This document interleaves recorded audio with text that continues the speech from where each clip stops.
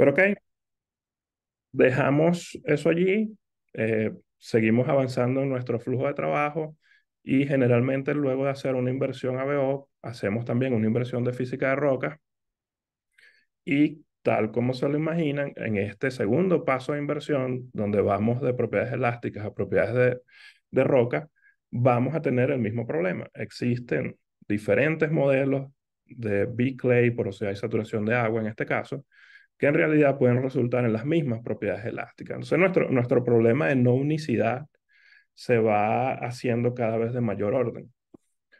Pero de nuevo, en el enfoque determinístico, nuestra inversión determinística hace una elección por nosotros y básicamente nos arroja un solo modelo que en teoría reproduce las propiedades petrofísicas que estamos estimando, las propiedades elásticas que vinieron de nuestro resultado de la inversión y los datos sísmicos de entrada.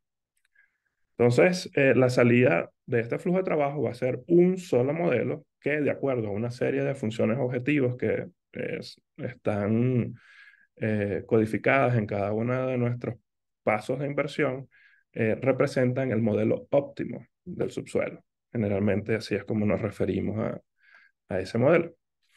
¿Qué es lo que buscamos con la inversión probabilística? Y particularmente, en este caso, la inversión probabilística directa, que es el algoritmo que tenemos nosotros aquí en QI. Lo que buscamos es ir directamente de nuestros apilados sísmicos, nuestros apilados parciales, a los modelos de fascia. Y digo modelos de fascia en plural porque la inversión probabilística va a tener la ventaja de explorar mm, todos, o bueno, no todos en realidad, un número grande de modelos, un número mayor de modelos que pueden explicar nuestros datos sísmicos de entrada. Y en ese proceso, durante esa exploración, vamos a poder estimar probabilidades para la presencia de cada una de las fases de interés en el subsuelo. Entonces, a diferencia de el modelo anterior, determinístico, donde básicamente estamos limitados a una sola solución a nuestro problema de entrada, la inversión probabilística nos va a permitir explorar muchas más soluciones y eh, como elemento adicional nos va a permitir estimar probabilidades para la presencia de cada una de las fases que estamos interesados en estudiar.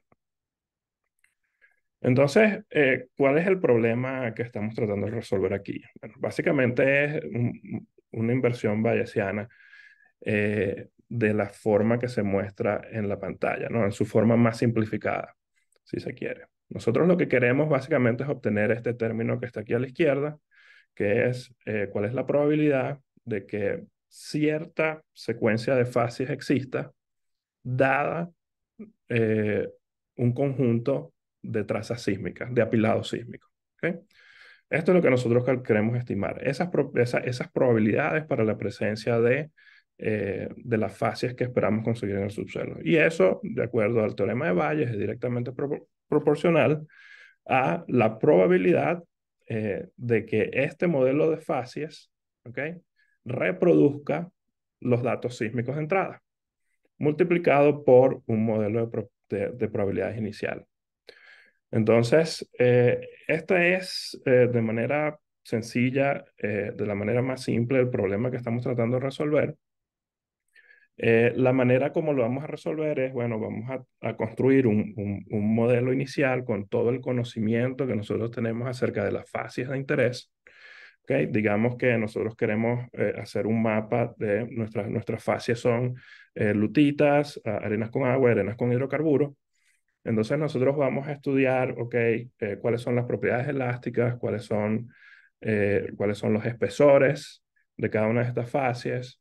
Vamos a incluir información como, por ejemplo, qué tan probable es la transición de una lutita a una arena con hidrocarburo, qué tan probable es la transición de una lutita a una arena con agua, o qué tan frecuente es cada una de esas transiciones. Y con toda esa información nosotros vamos a empezar a hacer realizaciones. Y cada una de esas realizaciones nos va a dar una respuesta sísmica, vamos a modelar una respuesta sísmica a partir de la cual podemos calcular cuál es la probabilidad de que esa secuencia que estamos realizando en cualquier instante modele los datos sísmicos de entrada, reproduzca los datos sísmicos de entrada. El paper originario de todo este algoritmo que les estoy comentando fue publicado en Geophysics en 2016. ¿Okay? Y básicamente ahí está todo el desarrollo matemático y estadístico de cómo es posible, dado cierto operador de modelado directo, en este caso, calcular cuál es la media y la desviación estándar relacionado con el residual, básicamente, entre los datos modelados y los datos sísmicos de entrada. Entonces, lo interesante de este método es que si conocemos cuál es el operador de modelado directo, es muy sencillo en realidad extender estos modelos a modelos físicos más complejos. Entonces, por ejemplo, nosotros cuando estamos trabajando con modelos isotrópicos, utilizamos la aproximación de tres términos de Aki-Richards, pero cuando queremos utilizar, por ejemplo, modelos anisotrópicos de tipo BTI, por ejemplo, utilizamos Rugers, la aproximación de Rugers. Y es bastante sencillo de incluir, a diferencia de la inversión determinística, donde ciertamente se vuelve muy ah, problemático incluir más variables dentro de la inversión. En este tipo de inversión probabilística es mucho más sencillo y no se sufre de las mismas limitaciones que tenemos en la inversión determinística. Entonces, por ejemplo, digamos que queremos estimar la probabilidad para cierta fase en específico, la primera muestra de esta arena con gas, en este caso, el intervalo en color gris aquí es una arena con gas, ¿ok? Por encima de ella se encuentra una lutita y otros silts más arriba, pero el objetivo es calcular cuál es la probabilidad ah, de que exista una arena con gas en la muestra número 82 de esta traza. ¿Okay? Entonces, el proceso básicamente funciona de la siguiente manera. ¿Okay? Una, uh, vamos a generar una posible combinación de fases que pueda existir alrededor de esa muestra. ¿Okay? Generalmente, y esto es una diferencia en nuestro algoritmo respecto a otros enfoques que, para inversión probabilística que existen en la industria, nuestro algoritmo va a tratar de resolver este problema que les mencionaba anteriormente, el problema de Bayes, de una manera local. Entonces, nosotros en vez de tratar de resolver cuál es la secuencia de fases que reproduce toda la traza, nosotros vamos a estar buscando más bien cuál es la secuencia de fases que reproduce la respuesta sísmica dentro de una ventana que generalmente utilizamos, que es cerca de una o dos veces la longitud de la undícula. ¿Okay?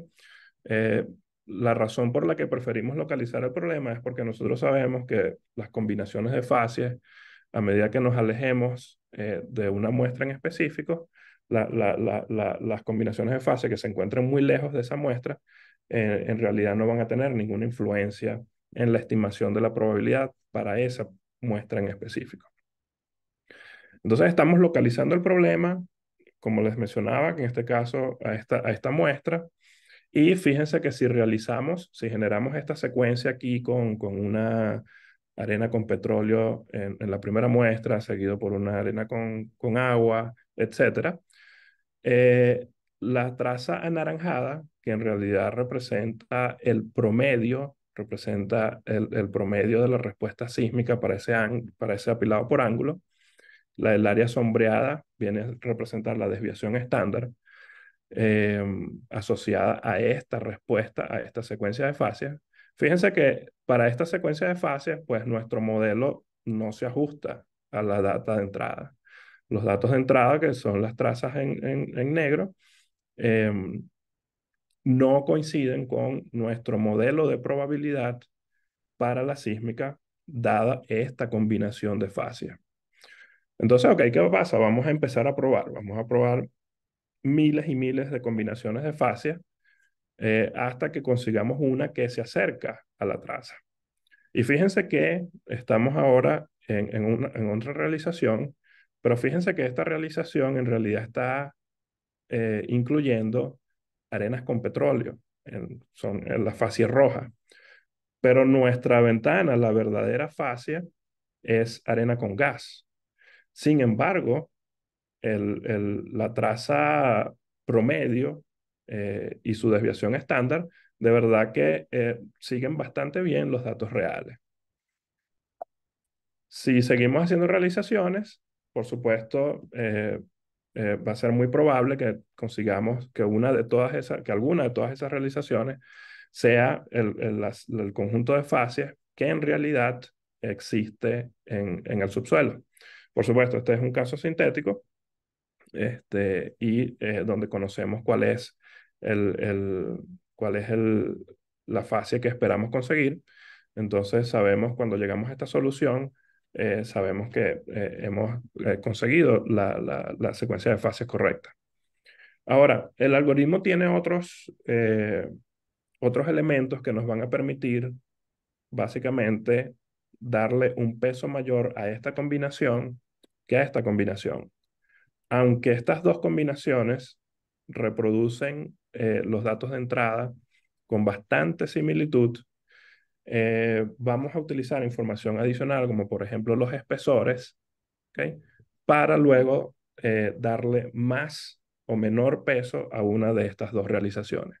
¿Ok? Si nuestras arenas con petróleo eh, resulta que generalmente son más gruesas que nuestras arenas con gas, entonces cuando miramos de nuevo estas realizaciones, vamos a aumentar la probabilidad de una respecto a la otra y eso nos va a permitir obtener soluciones que siguen las estadísticas que conocemos acerca de los espesores y las propiedades elásticas de cada una de las fases de interés.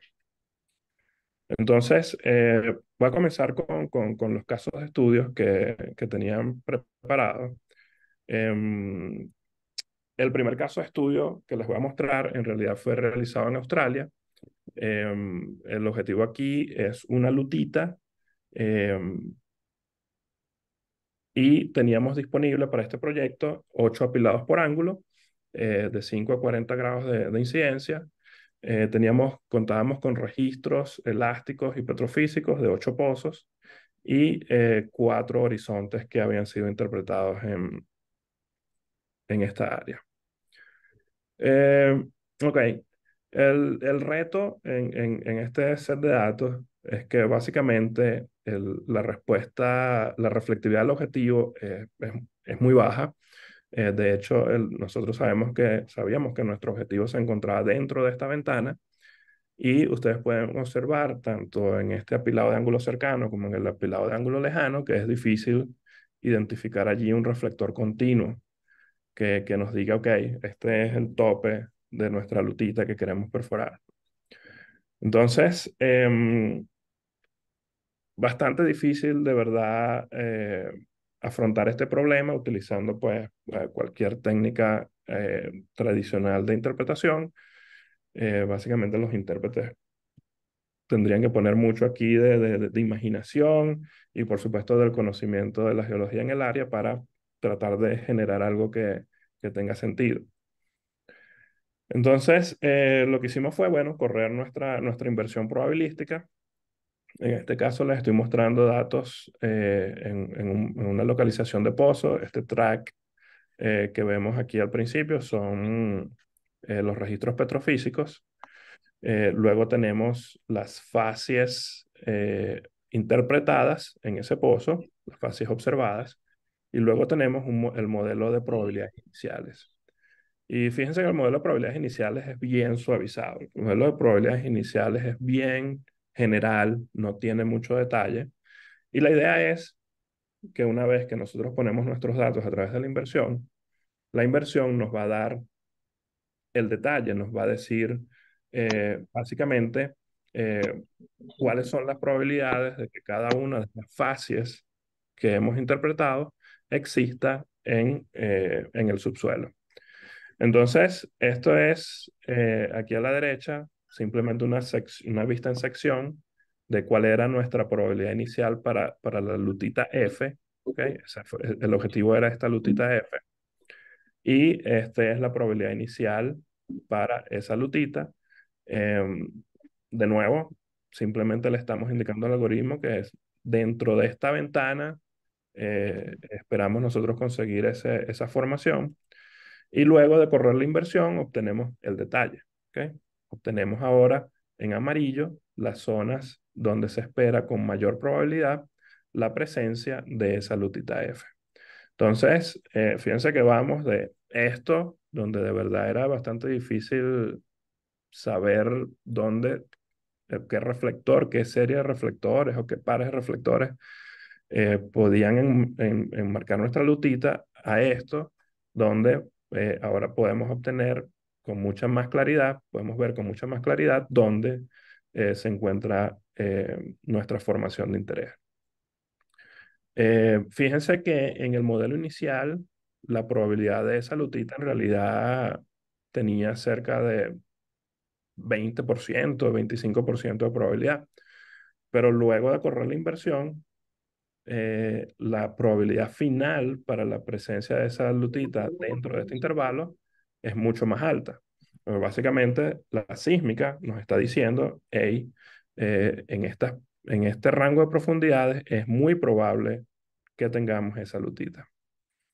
Algunos otros detalles de interés en este proyecto en particular fueron, por ejemplo, estas fases en azul, que eran algunos intervalos cementados que el operador estaba interesado en mapear porque constituían riesgos de perforación, y que generalmente pues sus espesores se encontraban muy por debajo de la resolución sísmica. Aún en esos casos, la inversión probabilística fue capaz de resolver con muy alta probabilidad la presencia de esos intervalos cementados. Ahora, uno puede hacer cambiar, darle un twist al problema, y en vez de invertir por la probabilidad de la presencia de una litología en específico, podemos invertir por la probabilidad de una transición hacia una litología en específico.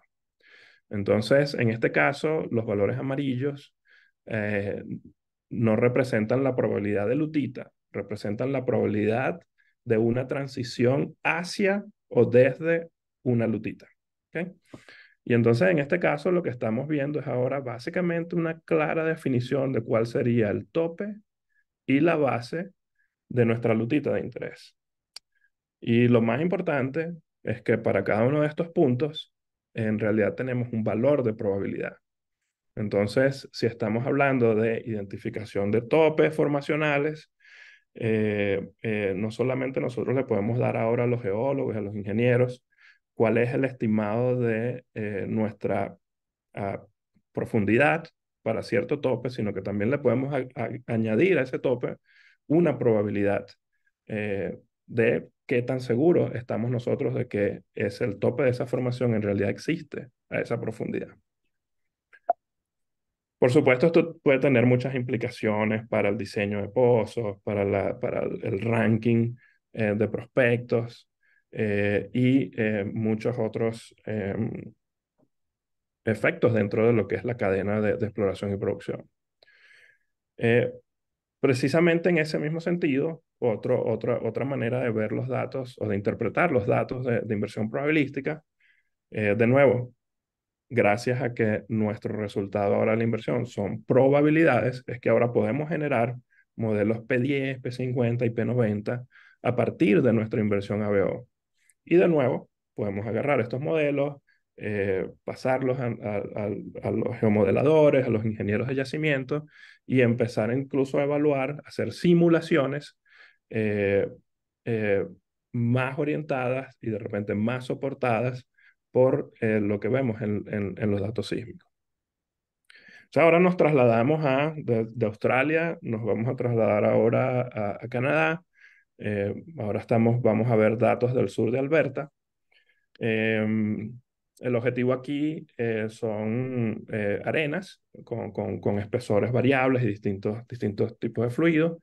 Uno de los problemas aquí es que esa arena precisamente está por debajo de una lutita muy porosa que muchas veces la hace confundir con la arena. Y por debajo se encuentra un carbonato que viene a complicar aún más las cosas porque tiene básicamente representa un contraste de impedancia muy alto que muchas veces enmascara la respuesta ABO del reservorio.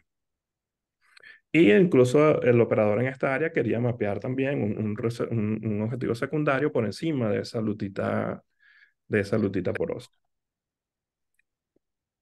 Entonces, vamos a ver cómo resultó esta inversión probabilística en este proyecto. Aquí les estoy mostrando de nuevo las probabilidades iniciales. ¿Ok? En gris oscuro es esa lutita porosa que les mencionaba anteriormente. Rojo, en este caso, representan arenas con hidrocarburos. Azul, las arenas con agua. Y el color verde representa el carbonato que se encuentra en la base del reservorio. Entonces, estos fueron los modelos iniciales en tres pozos que se utilizaron en el proyecto, modelos iniciales de probabilidad, y estos son las probabilidades luego de correr la inversión. Entonces fuimos de esto, de nuevo, probabilidades bastante generales, sin mucho detalle, a esto, donde ahora podemos ver, por ejemplo, con mucha más claridad cuál es el tope, cuál es la base de, por ejemplo, las lutitas porosas, que sabemos existen en la secuencia. Vemos cómo la inversión nos está informando de que existe un aumento en la probabilidad de hidrocarburo en este pozo a esta profundidad que coincide con el intervalo donde esperamos conseguir arenas con hidrocarburos en este pozo. E igualmente en el resto de los pozos podemos ver también donde tenemos las arenas con agua, nuestra inversión nos está dando mayor probabilidad de arena con agua y similarmente para las arenas con hidrocarburos y nuestra lutita porosa. Incluso en este pozo número 2, donde teníamos o sabíamos de la presencia de arenas saturadas con hidrocarburos por encima de nuestra lutita porosa, nuestra inversión que, de nuevo, inicialmente pues le asignaba un valor de probabilidad relativamente bajo a esas arenas con hidrocarburos por encima de la lutita porosa. Luego de la inversión obtenemos eh, un valor de probabilidad que se ajusta más con las saturaciones de hidrocarburos que o que se habían visto en ese pozo. Entonces, solo para que tengan una idea de los datos sísmicos de entrada, aquí está eh, una sección que en realidad pasa a través de diferentes pozos, pero lo que me gusta resaltar con esta imagen es que los datos para inversión, los datos de entrada para inversión probabilística no necesitan ser perfectos. ¿Ok? Este tipo de datos representa un reto muy grande para cualquier inversión determinística, porque generalmente las inversiones determinísticas no son muy buenas en diferenciando qué es ruido y qué es dato. Y básicamente uno termina obteniendo cambios de impedancia, cambios de propiedades elásticas en cualquier lugar donde haya un dato, un cambio en el dato. Entonces, en la inversión probabilística hay maneras de tratar el ruido que nos permiten, en vez de ignorarlo y pretender de que no existe, nos permiten incluirlo en el modelado. De tal manera de que nuestra inversión es más robusta, nuestra inversión probabilística es más robusta a la presencia de ruido. Entonces, en este proyecto, de hecho, hicimos una inversión determinística y realizamos la clasificación de fases determinística.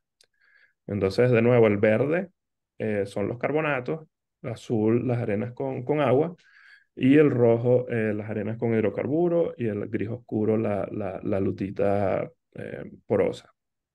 Entonces, fíjense que el resultado de la inversión determinística pues, se parece bastante al dato de entrada, que es nuestra sísmica, y por lo tanto los resultados pues, se ven muy ruidosos, no hay mucha continuidad lateral, eh, incluso en las arenas con agua o las arenas con hidrocarburo, en algunos casos están interrumpidas lateralmente por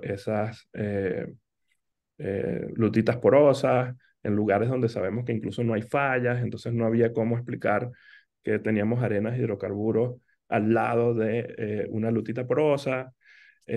Incluso estamos obteniendo lutitas porosas por encima de este horizonte donde sabíamos que no existían esas lutitas porosas.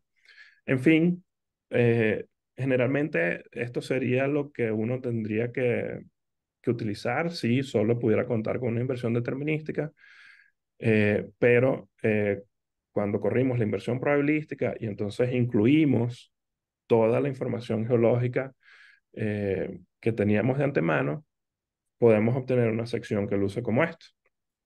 Entonces vamos de esto, de una imagen como esta, a esta. ¿Ok? Entonces, en la inversión probabilística, mucha mejor resolución, ¿ok? Mucha mejor resolución vertical. Se puede identificar muy bien ahora nuestros carbonatos, el tope de los carbonatos en la base, mejor continuidad lateral en nuestra arena con agua. Siguen habiendo algunos problemas, por supuesto, esta inversión tampoco es perfecta, pero nos da una representación mucho más geológica y con mucho más sentido de lo que estábamos viendo con la inversión determinística. ¿Ok? De nuevo, inversión determinística e inversión probabilística. Fíjense que, por ejemplo, ya no tenemos esas lutitas suaves, esas lutitas porosas por encima de este horizonte. Y podemos observar esas ocurrencias de arenas con hidrocarburos por encima de la lutita porosa, que básicamente eran el objetivo secundario del operador en esta área. Ok, entonces, como les comentaba, eh, gracias a que nuestra salida de la inversión son probabilidades, ahora nosotros podemos empezar a jugar con esas probabilidades y construir modelos con diferentes cortes. Entonces, si por ejemplo nosotros queremos mirar cuál es la distribución P10, o sí, cuál sería la distribución P10 de cada una de nuestras facies en la localización del pozo P1, esto sería lo que obtendríamos. P10 vendría a ser nuestro modelo más Right. optimista, ¿ok?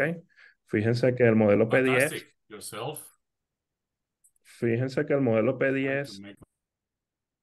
reproduce eh, o captura bastante bien la presencia de las arenas con hidrocarburos por encima del objetivo principal y por encima de la lutita porosa, ¿okay? Pero de alguna manera sobreestima también esos espesores, los espesores de nuestras arenas con hidrocarburos en el intervalo principal.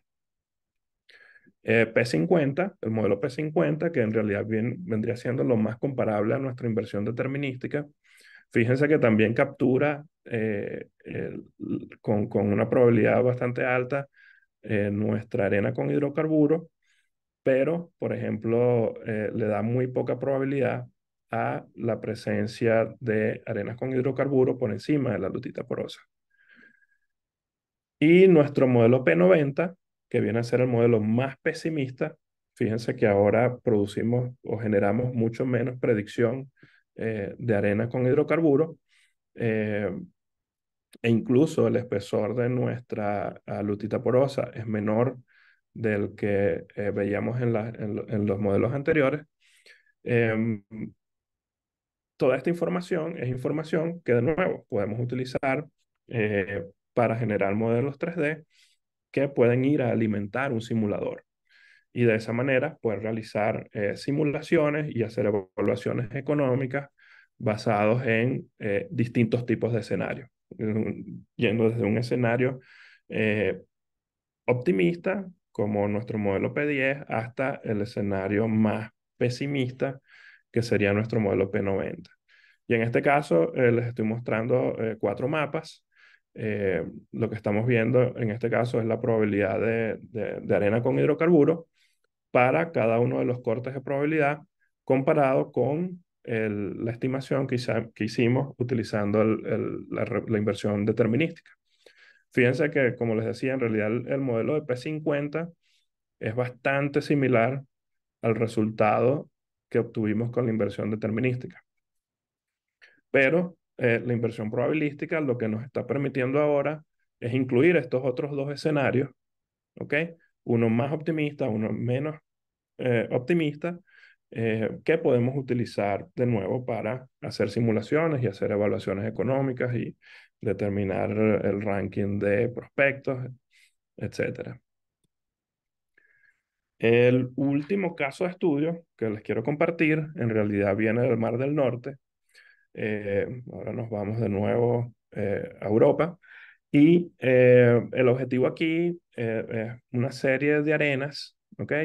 Que se encuentran intercaladas con una serie de carbones que hacían bastante difícil entender la respuesta ABO de las arenas.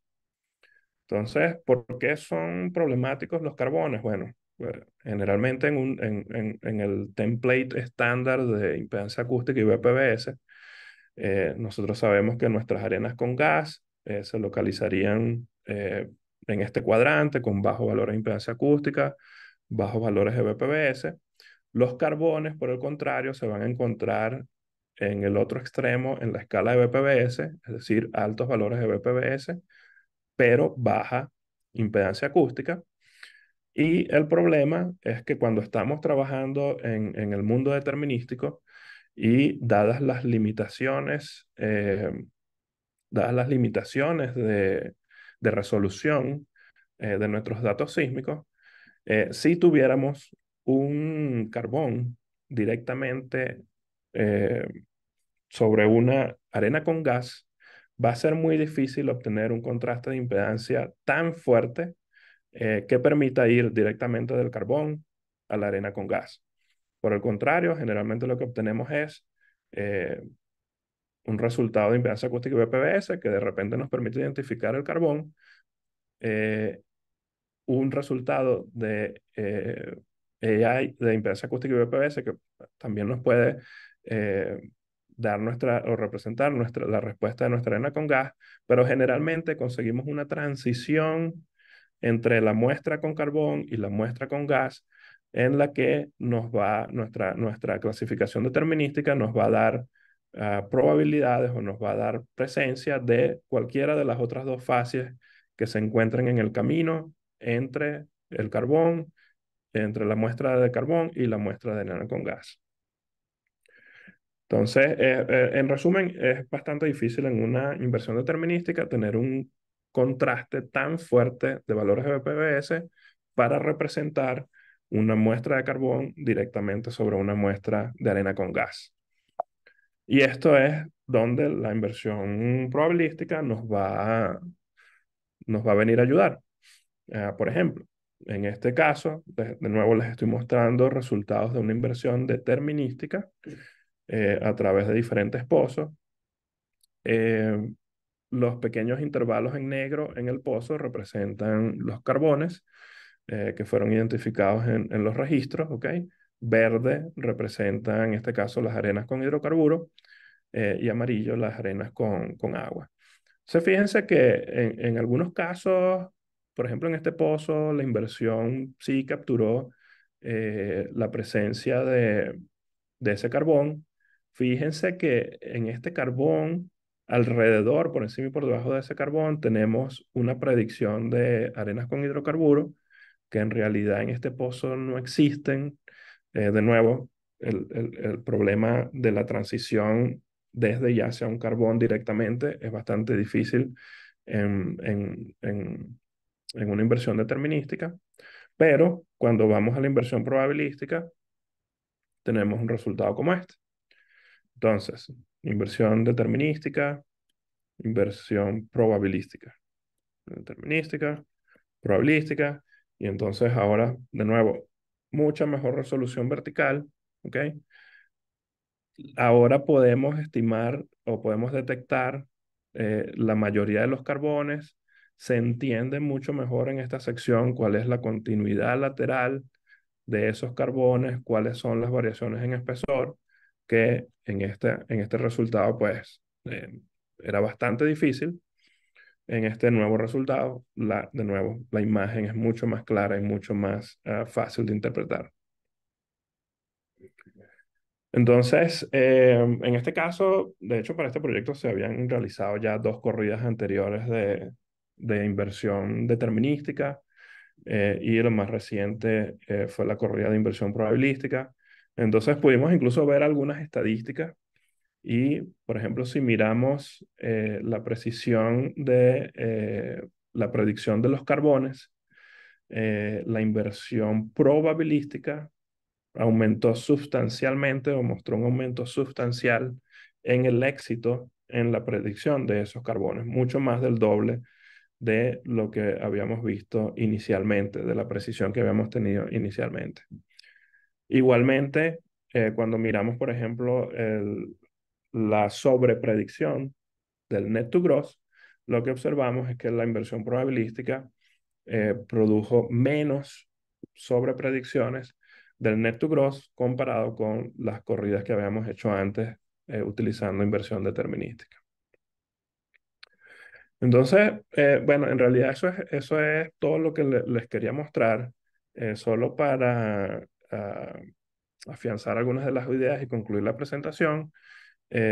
Solo quiero reiterar que la inversión probabilística, eh, a través del proceso de resolver el problema de ABO de forma bayesiana, permite realizar diferentes tipos de interpretación. No solamente nos permite mirar o estudiar probabilidades de facies, nos permite estudiar también probabilidades de superficies, ¿ok? O probabilidades de transiciones, y nos permite también estudiar escenarios, ¿ok? P10, P50, P90, que luego podemos utilizar para alimentar un simulador. El poder la mejora que tenemos en nuestro proceso de inversión en parte viene de la posibilidad de incluir información geológica durante el proceso de inversión. Y pueden ser cosas simples, como por ejemplo estadísticas de espesores o por ejemplo orden estratigráfico. Eh, Nosotros tenemos modelos sintéticos donde hemos básicamente hecho experimentos con dos fases que tienen exactamente el mismo valor de impedancia acústica, BPV y densidad, o sea, elásticamente son la misma fase, pero que de repente una de ellas tiene un espesor mucho menor que la otra. El uso de esa información adicional básicamente nos está dando dimensiones adicionales en las que podemos tratar de separar esas dos fases. Entonces, la inversión probabilística no solamente mira cuáles son las propiedades elásticas de cada una de las fases y trata de separarlas, mira cuáles son las propiedades elásticas de la fase, cuáles son sus espesores, cuál es su posición relativa en la columna estratigráfica respecto al resto de las fases, y nos trata de dar una estimación de probabilidad mucho más ajustada y mucho más informada en comparación con lo que obtenemos con una inversión determinística. Y todo esto es básicamente lo que nos permite en realidad resolver espesores por debajo del espesor de entonación. En realidad, durante este proceso no estamos agregando contenido de frecuencia, no estamos expandiendo el ancho de banda de los datos ni nada por el estilo. Aún así, nuestros resultados en las inversiones probabilísticas tienen mucho mejor resolución vertical que los resultados de la inversión determinística. Y por último, debido a que la parametrización del problema y la forma de resolver el problema es totalmente diferente a cómo resolvemos los problemas determinísticos, es muy fácil incluir modelos físicos complejos dentro dentro del modelado de los datos. Nosotros hemos experimentado con modelos BTI, modelos HTI, e incluso estamos trabajando en la incorporación de otras mediciones físicas dentro de este proceso, de tal manera de que podamos, por ejemplo, invertir simultáneamente utilizando apilados por ángulo y, por ejemplo, datos de MT o datos de gravimetría. Y de esa manera hacer una inversión que sería mucho más consistente todavía que utilizando solo datos sísmicos. Entonces, eso es todo lo que quería compartir con ustedes. Muchas gracias y cualquier duda, cualquier pregunta, por favor, estoy aquí para responder. Bueno, Raúl, muchísimas gracias. Eh, Tenemos tiempo para preguntas o comentarios de ahora en adelante. Raúl, una consulta, quizás para empezar aquí la parte de las preguntas. Ajá, tú comentabas que ajá, las capas finas pueden ser parte de ese modelo inicial y se pueden llegar a resolver, pero ¿qué tan fino es una capa fina en comparación a la resolución de la sísmica? ¿Hasta qué punto nosotros decimos, bueno, mira, no, o sea, ya está ahí, ya no vale la pena porque no estamos añadiendo o no vamos a lograr resolver nada de eso? ¿Tú puedes comentar un poco más de eso, por favor? Sí, sí, sí, eso me recuerda, de hecho hay un paper, ¿no? Que lleva exactamente ese título, How Thin is a Thin Layer. Y en el mundo sobre todo en este mundo de inversión probabilística, ese límite nos lo va a dar la cantidad de ruido que tengamos en los datos, ¿ok?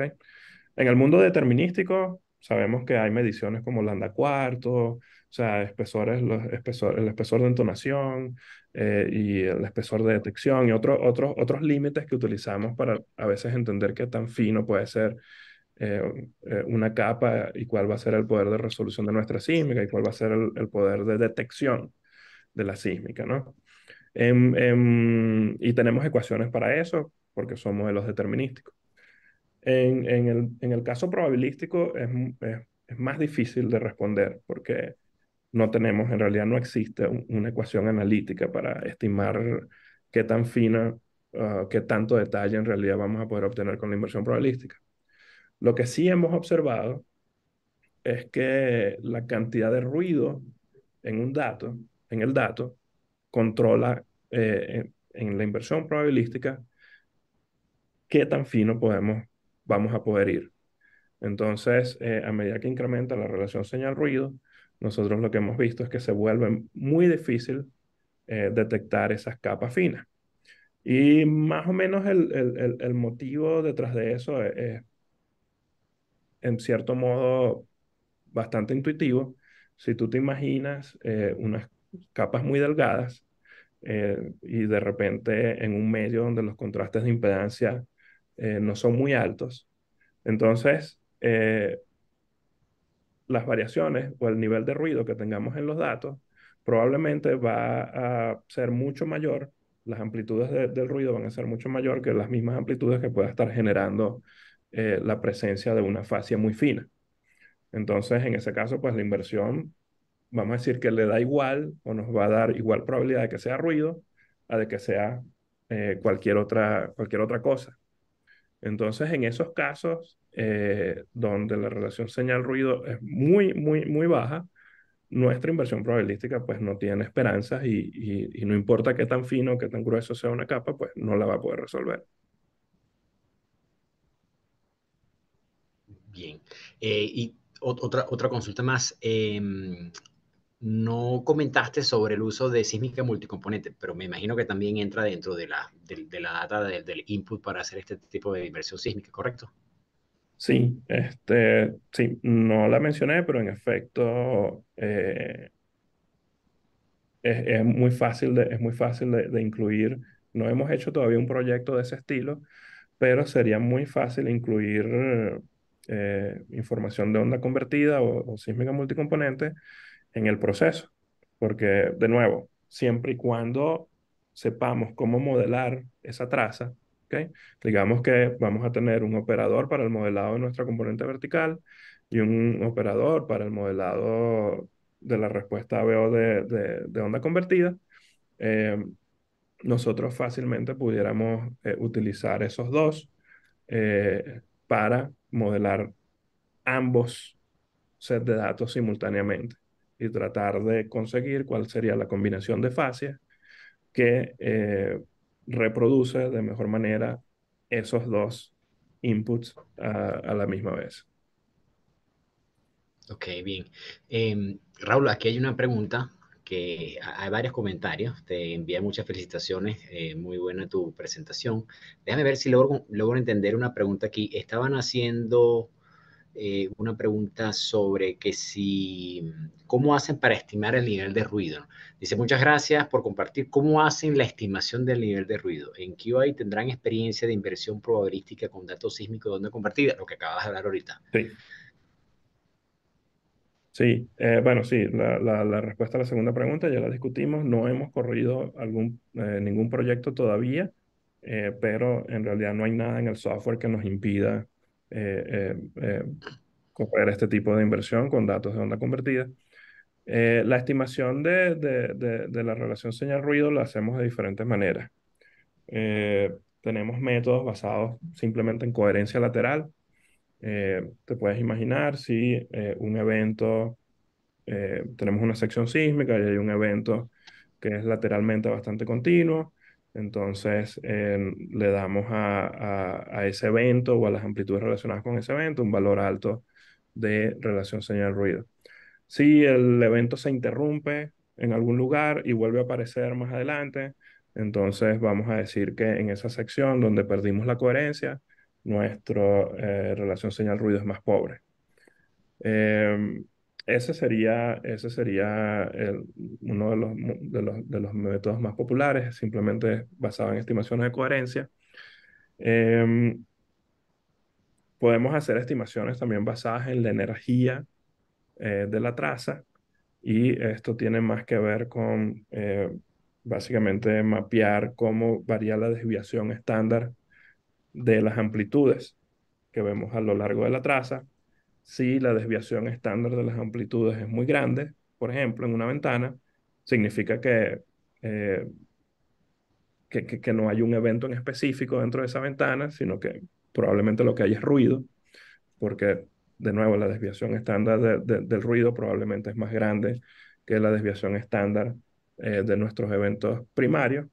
Entonces, tenemos un método que es también basado en eso, en la energía de la traza, y en realidad el que más utilizamos es el basado en coherencia. Serían los dos procesos principales, sí, los dos métodos más utilizados en la estimación de la relación señal-ruido. Antonio Ernest, hola Antonio, ¿cómo estás?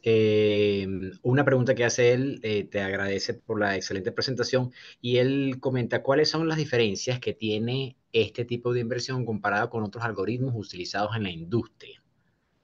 Ujú.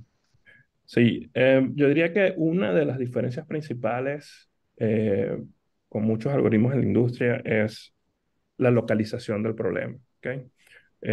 Probablemente si han utilizado otros softwares donde también se corren inversiones probabilísticas, eh, probablemente se deben haber encontrado con la limitación de que, bueno, solo puedo correr 10, 20, 30 realizaciones o quizás 100, de repente 1000 en el mejor de los casos.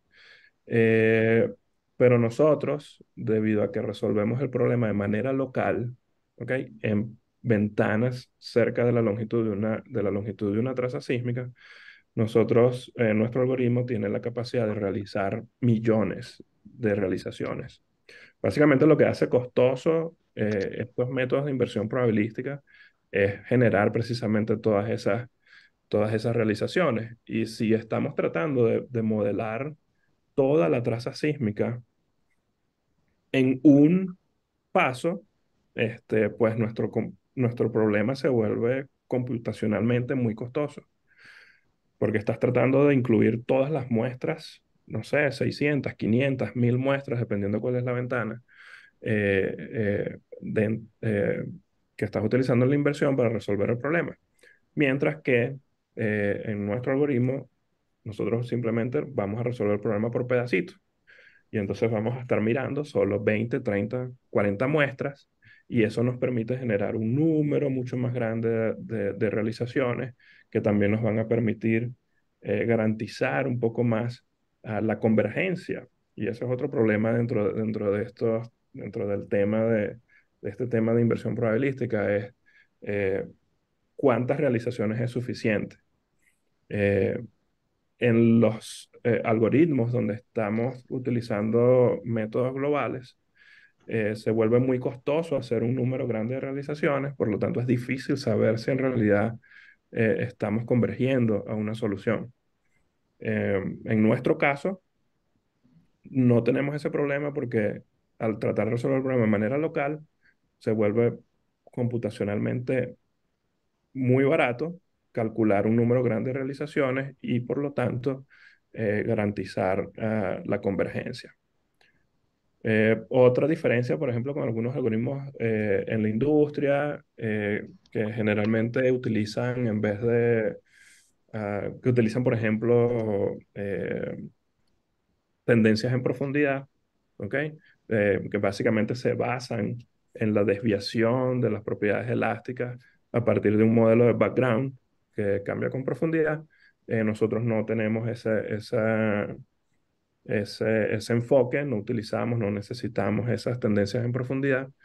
Por supuesto, en algunos proyectos es necesario y en esos proyectos sí nos aseguramos de incluir esas tendencias en profundidad en el modelo, pero de entrada no son un requerimiento. Raúl, aquí hay un comentario bien interesante de Juan Romer. Bueno, yo para la próxima vez sería bueno que las personas con el micrófono hicieran sus preguntas, pero bueno, esta vez yo lo voy a leer, pero está bien interesante esto, porque son cosas que a veces nosotros no tomamos en cuenta. Las probabilidades a priori las calculas proporcionales a las fases de los pozos. Dos, se ha dado el ejercicio de probabilidades a priori desde el modelo sedimentológico dado por el geólogo.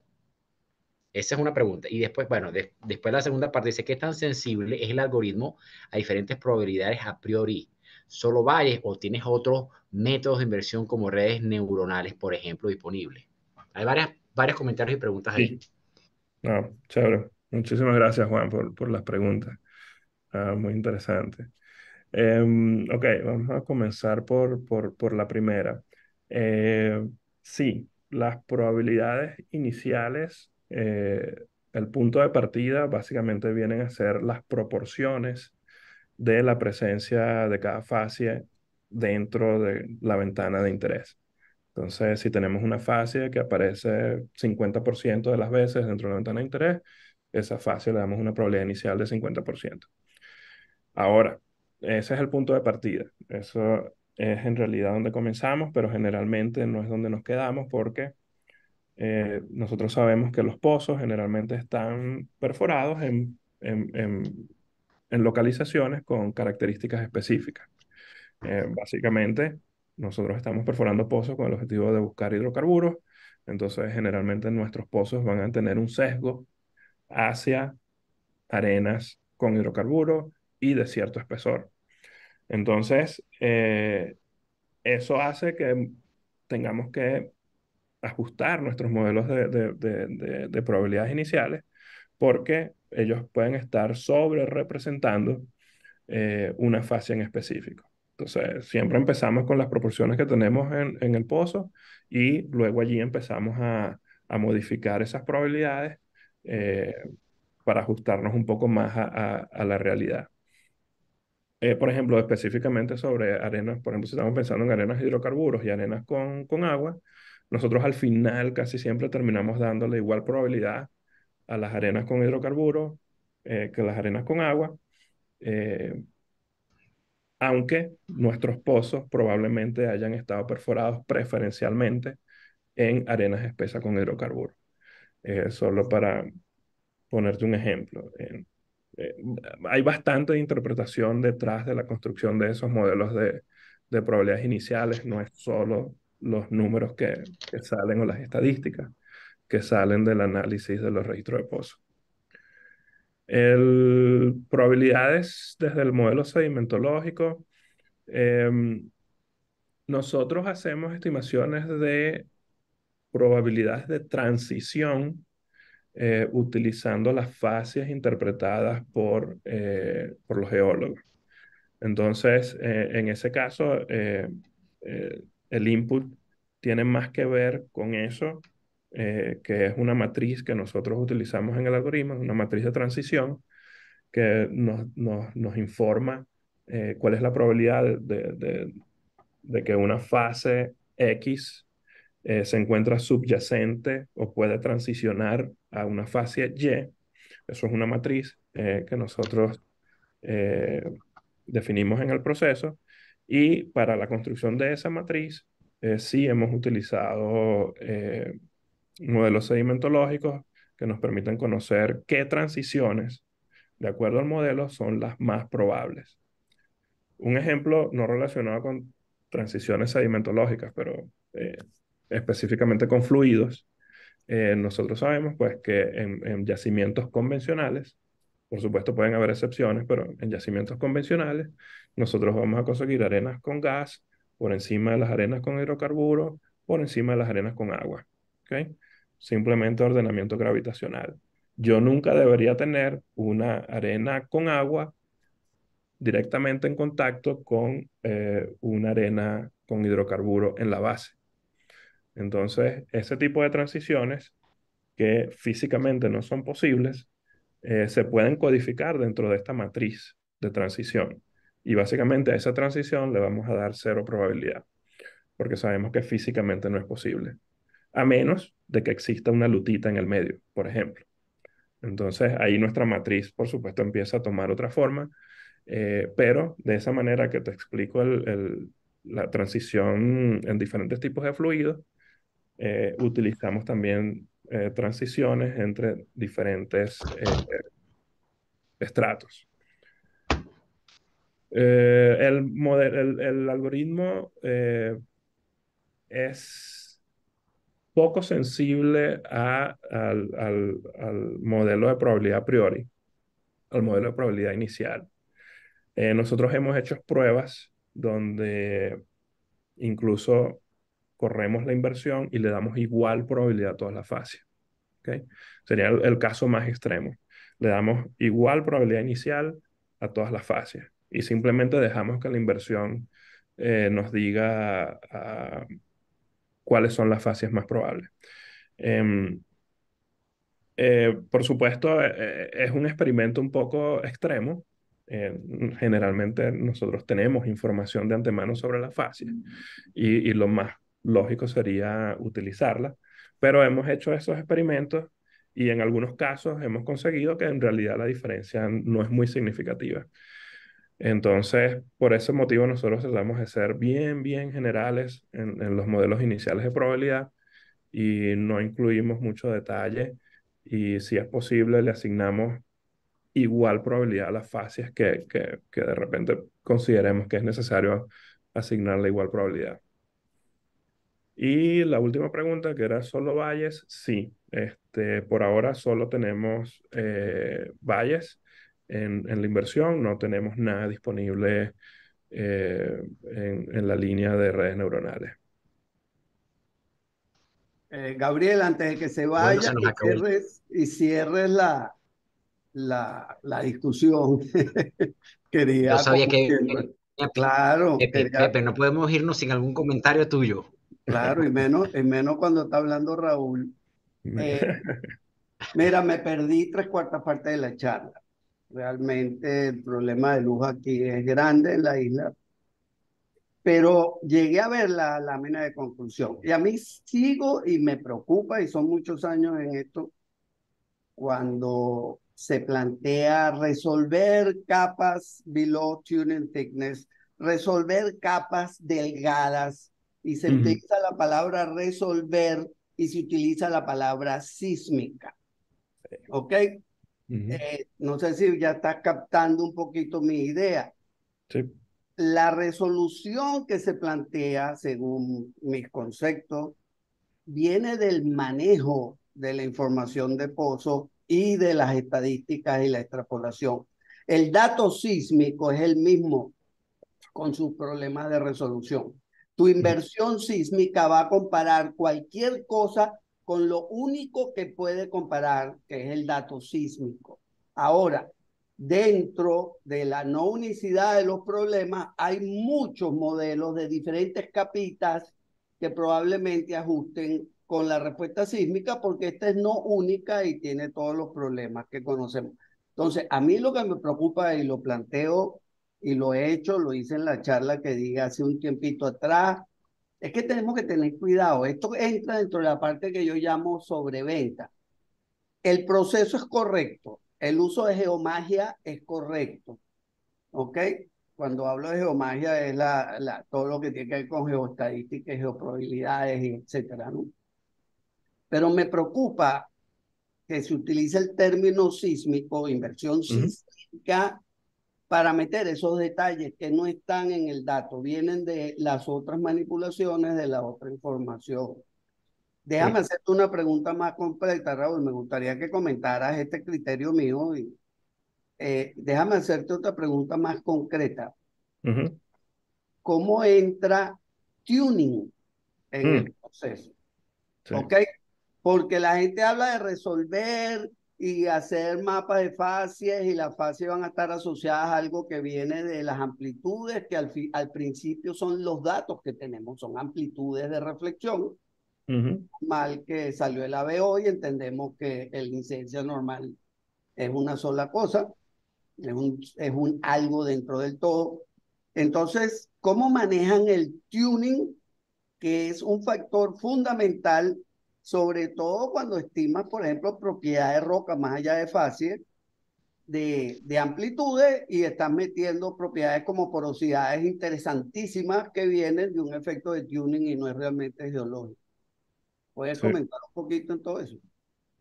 Sí, no, no, yo creo que el comentario es bastante relevante y estoy totalmente de acuerdo. Quizás hay un abuso aquí en el lenguaje, ¿no? En estas conclusiones al tratar de decir que de alguna manera este método tiene mayor poder de resolución. Siendo que, y lo mencionaba cuando cubrí las conclusiones, siendo que en realidad el proceso en ningún momento la sísmica sigue siendo la misma. Este proceso no está aumentando el ancho de banda de la sísmica, no está pretendiendo manipular el dato sísmico de una manera que aumente de verdad, que aumente verdaderamente su resolución. El problema, no el problema, el enfoque específicamente en este tipo de inversión probabilística es totalmente diferente a la inversión determinística, donde estamos más limitados por las características de la ondícula, por las características del ancho de banda de la sísmica. Y el, ese uplift o esa ganancia en resolución, y voy a volver a utilizar la palabra, en realidad en este caso viene, creo que tú apuntabas en esa dirección, a la manera como resolvemos el problema y no a las limitaciones que tiene el dato de entrada. Entonces, estaba buscando aquí algunos otros slides donde tratamos de explicar este problema, pero básicamente si vamos a utilizar esta imagen como ejemplo, si esto fuese, sí se ve en mi pantalla, ¿no? Que cambié de Sí, sí, ventana. sí.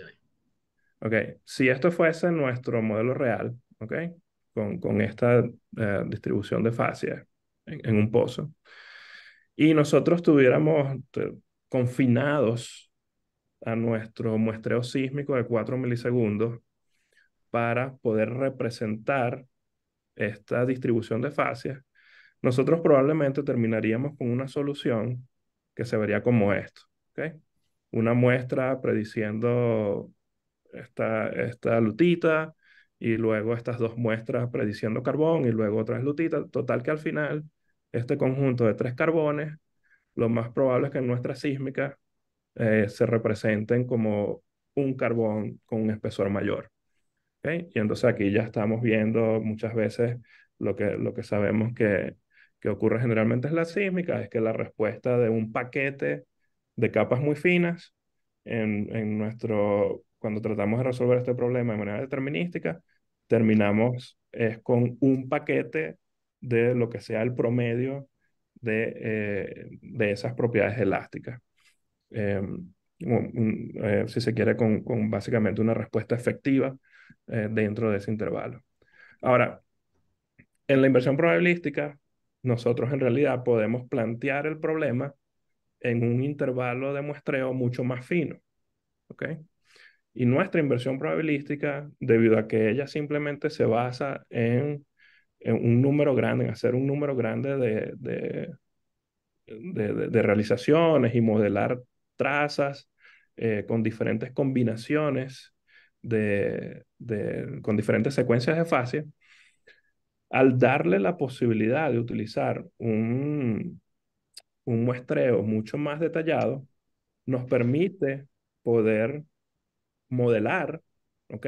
De repente no resolver, preferiría decir en este caso, modelar respuestas en la cual un carbón muy fino puede existir en el tope y de repente otro carbón más grueso en la base, en vez de modelar todo este paquete como como un solo carbón de un espesor bastante grueso.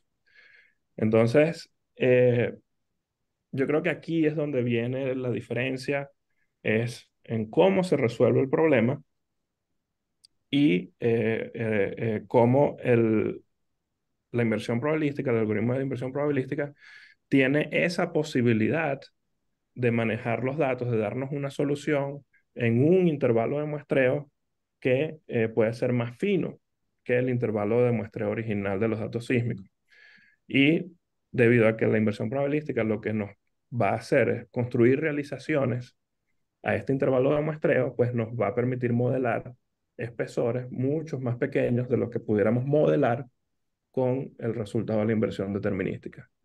Ahí es donde viene esa ganancia bueno, resolución vertical o capacidad de modelado o sí, detección que podemos ver en la inversión probabilística versus la inversión determinística.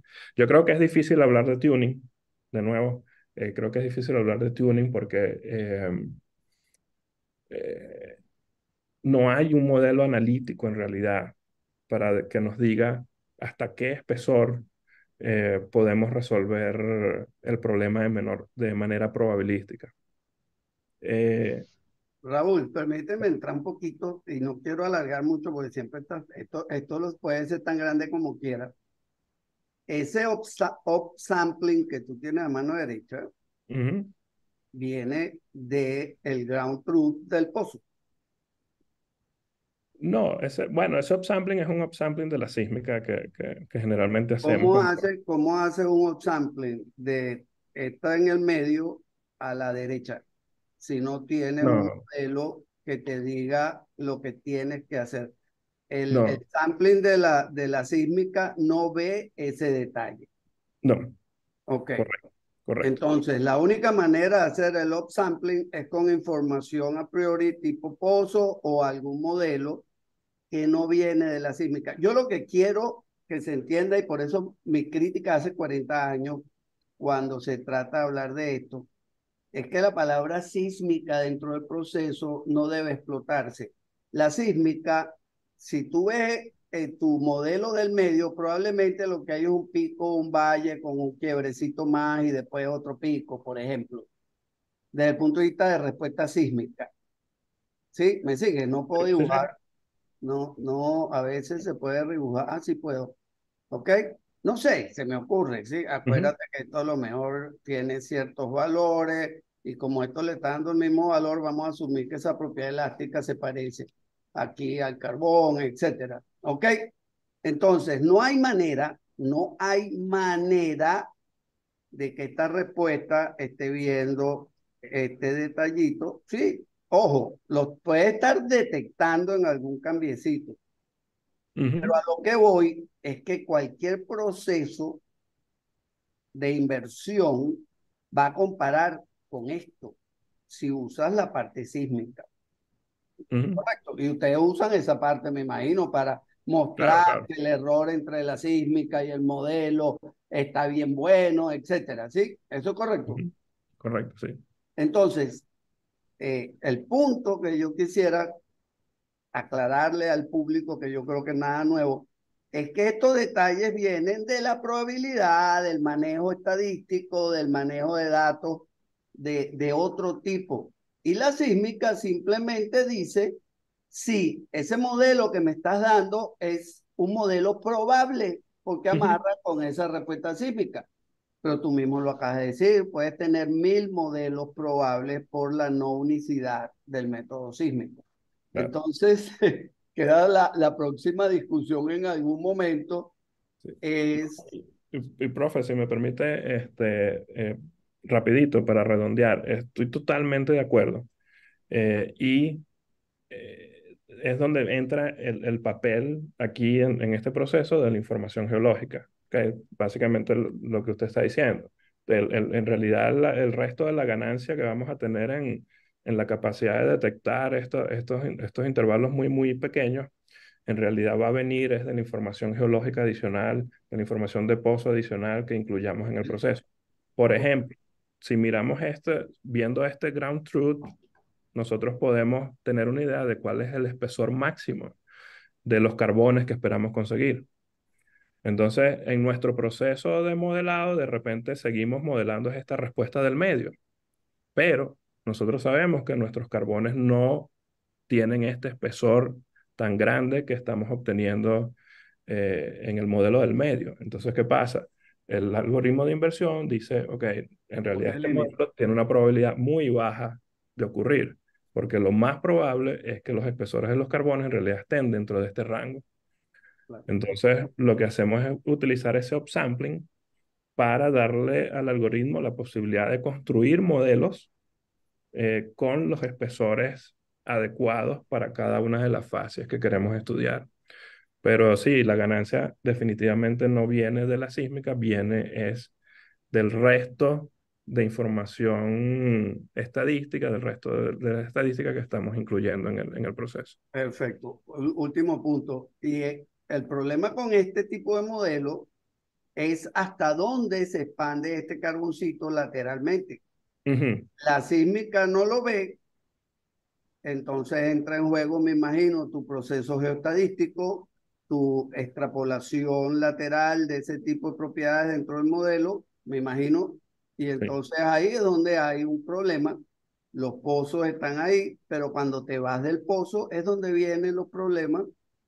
Y que conste, yo estoy de acuerdo con toda esta tecnología, lo que tenemos que tener cuidado un poco con lo que yo he llamado a través del tiempo la sobreventa. Yo creo que tú me has escuchado hablar de la venta de espejitos. Entonces es muy importante, ¿ok? Mantener a la gente informada. Mira, lo que claro. realmente hacemos es esto no es una inversión sísmica. La sísmica es un parámetro Sí, importantísimo porque es el que me da información lateral, pero el resto viene de este juego de probabilidades, de pozo, de variogramas, de estadísticas, etcétera. ¿Ok? sí. Bueno, no fastidio más, creo que fastidié suficiente. Pero excelente, Raúl, siempre es bueno verte y que eche para adelante. Gracias, profe. Bueno, ya se nos acabó el tiempo. Pepe, gracias por tu intervención. Siempre bienvenida. Raúl, la verdad que muchas gracias por tu presentación, por compartir tu conocimiento en nombre de la Sociedad Venezolana de Ingenieros Geofísicos, de todos los geólogos que se conectan desde todos los continentes. Te queremos dar las gracias. La SOBG siempre está aquí para darte la bienvenida. Siempre eh, estamos aquí abiertos para cualquier otra presentación que se quiera hacer en el futuro. Tú podrías, por favor, escribir aquí a la derecha tu información de contacto en caso de que alguien quiera contactarte. Alguien está haciendo algunas preguntas sobre el software y creo que en algunas cuestiones comerciales. Si quieres, lo colocas aquí en el texto antes de cerrar la presentación. Raúl vive Voy aquí a en colocar Calgary. déjame colocarlo aquí en el chat rápidamente. Ajá, colocaron en el chat por si acaso alguien quiere contactarte. Raúl vive aquí en Calgary y bueno, yo estoy transmitiendo también desde Calgary. No olviden que el mes que viene, déjame compartir aquí rápidamente, el mes que viene vamos a tener nuestra presentación titulada Perspectiva histórica de la prospección sísmica y retos actuales de la exploración de hidrocarburos en Colombia por Jaime Checa, uno de los geofísicos con mayor experiencia. Nuestras presentaciones están todas grabadas y están colocadas en el sitio de YouTube de SOV geofísicos. Bueno, muchísimas gracias, Raúl. ¿Ya colocaste la información tuya? Sí. A ver.